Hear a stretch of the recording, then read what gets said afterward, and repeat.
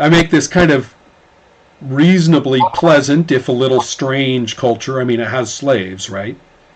There is conscription.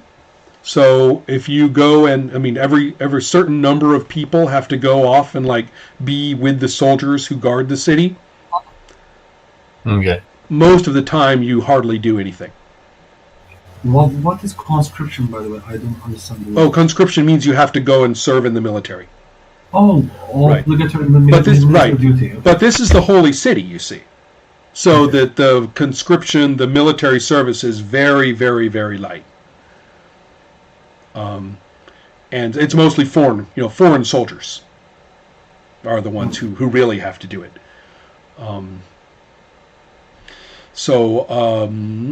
Although you could have a soldierly background where the family was more invested in that behavior as a matter of family activity. But as I say, the wars happen mostly other places. There's over in those other lands. Okay. Yeah, it's interesting. This holy city seems to, simultaneously be entirely dependent on everything around it, but in theory, in practice, they just don't care about it. Right. It's just accepted that we're going to get the food we need, and they have an independence from the rest of the world, even though they aren't really. They're entirely tied in with it. At least that's what it seems like. Yeah, that's part of what I had in mind. I like that idea too. I also like the idea of it being almost its own world in terms of size, complexity, history, activity. What's that, Rod? It's hard not to draw the analogy to New York, I guess. Right. I mean, that's certainly, I think, a big part of it. I mean, in my mind as well. It doesn't really have like the immigration, the constant immigration, right? But definitely the same idea of these neighborhoods that build up in ethnic character, and then that ethnic character is either gone or just remains as a label. It also doesn't seem to have the commercial power of its own. It's got the traditional power of its own. Right. Yeah, that's true. It's also not as much of a commercial center, but I mean, trade does pass through it. There is certainly enough to keep people interested. It's got enormous agricultural areas at the time that I'm talking about, which would be actually I chose an actual year in the Western calendar, 990. It's the last few decades before the religious crises hit. The period was very much, like I say, boring in religion, but a few decades later, there was a kind of a purification push, and with a new dynasty, and in Jerusalem anyway, that was when there was one of the brief periods of eviction and conversion of non-Muslims, which actually isn't very common in Islamic history. But that happened then, and that was related to the Crusades, which struck in the late 1000s.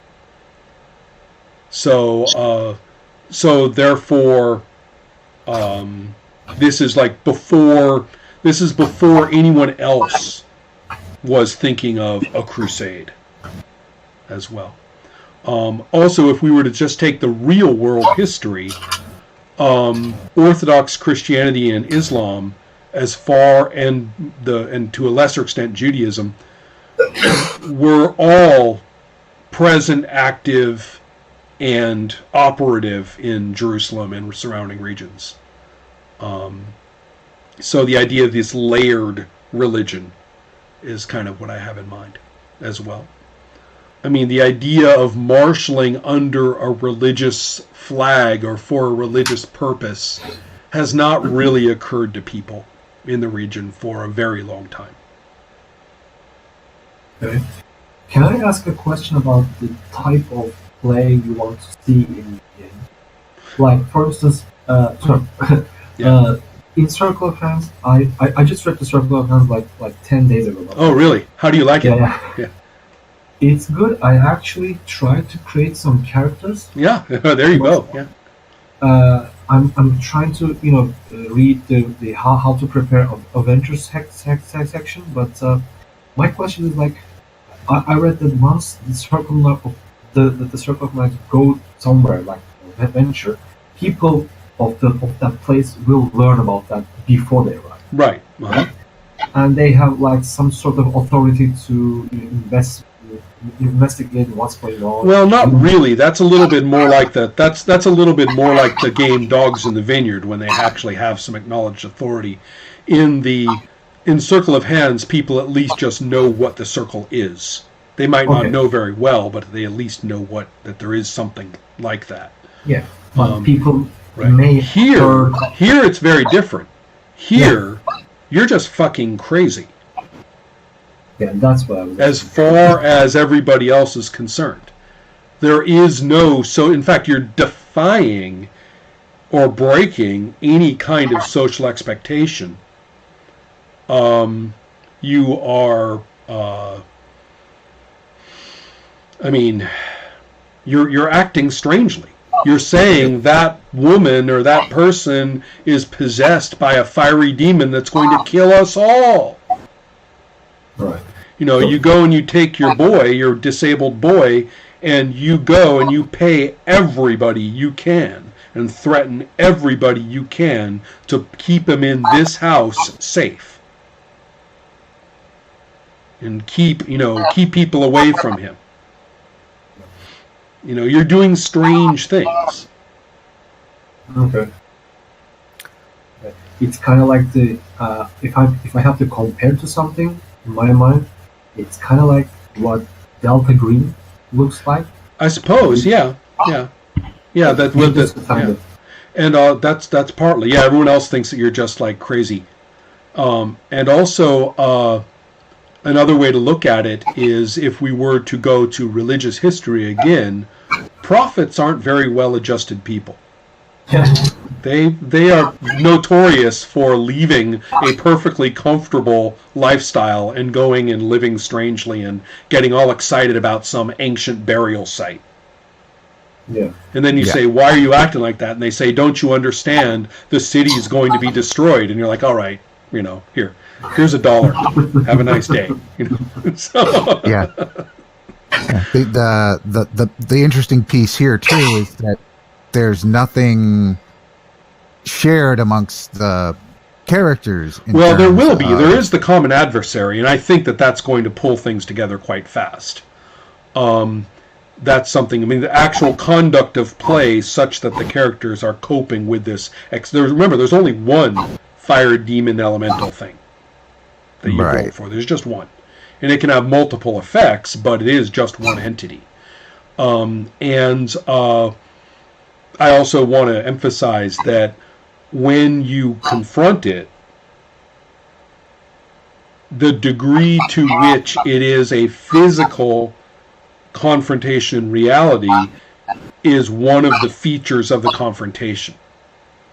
Whether the marketplace burns to the ground in the course of this battle with the demon, or to everybody else just looked as though you went and stared strangely at the guy who sells fruit for a while.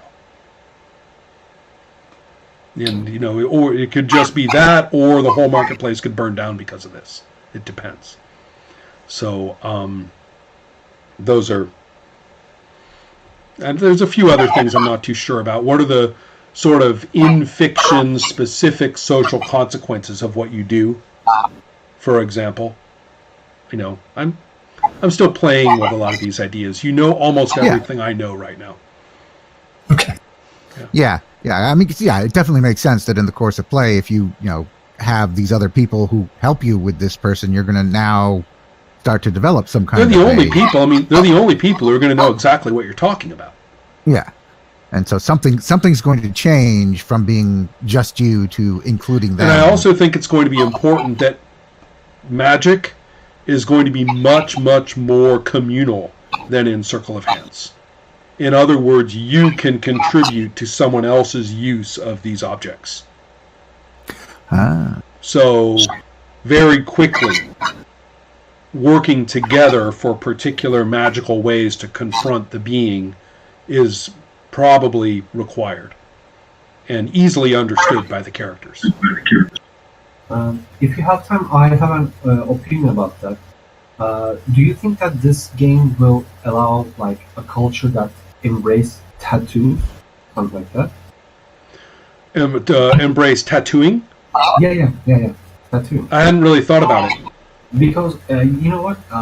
I thought if I want to GM this game, how can I how can I get the players know each other? I thought, well, there are 4 classes like elite, wealthy, indebted, and slave. 5. Sorry. Anyway, each of these classes and each of their families has a tattoo on their forehead, like in a circle way. In a circle. Oh, I see what you mean. You're looking at some similarity to the circle, to the emblem. Huh? I'd have to think. Well, what I was thinking was that it would be different because it's not, the circle is an outsider's brand, right? It's something that is separate from ordinary society. So I think in this game, it would be literally the seeing of the fire in one another's eyes. You can actually see that person can see the flames just like you can. Oh, okay. So something that other people cannot perceive. That'd be as far as I go with something like that. I agree. I mean, I don't want it to be a mystery. Who are the other player characters? How are we going to get together? We have this adversary to fight. If you take any action toward it and your magic can aid one another, I think you're going to find each other. And nobody else can talk to you. Who else are you going to talk to? Like, you try to tell your wife about it, she'll have you, put away for a while. Yeah. She'll call her brothers, and they're going to keep an eye on you and make sure you don't get up to anything. For instance, when the vision starts, we can all see each other's right. That's part of it too. Yeah. So the point is to make it easy. Yeah. So finding each other and how do we get together and how do we agree to work together, that's not really part of the story. Okay. So I have some other ideas or things to keep an eye on. Differences of opinions among the characters is a good question. Obviously, a big part of play is going to be playing the valued thing. Because it has to be... if you don't take it seriously, then there's no game. So playing the valued person, the valued object, the hoped-for thing, that needs to be pretty strong somehow. I have to think about that. Yeah, you might even need to have somebody who has that in every group. You couldn't have only characters that have lost that could never actually have an encounter. Right. So on it. Right.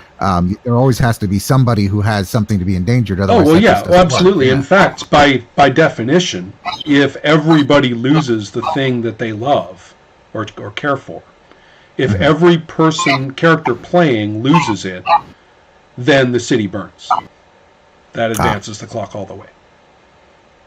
So that's pretty straightforward. So if you're down to just one, everybody's got to keep it around. Maybe that's a little extreme, but something like that. Yeah.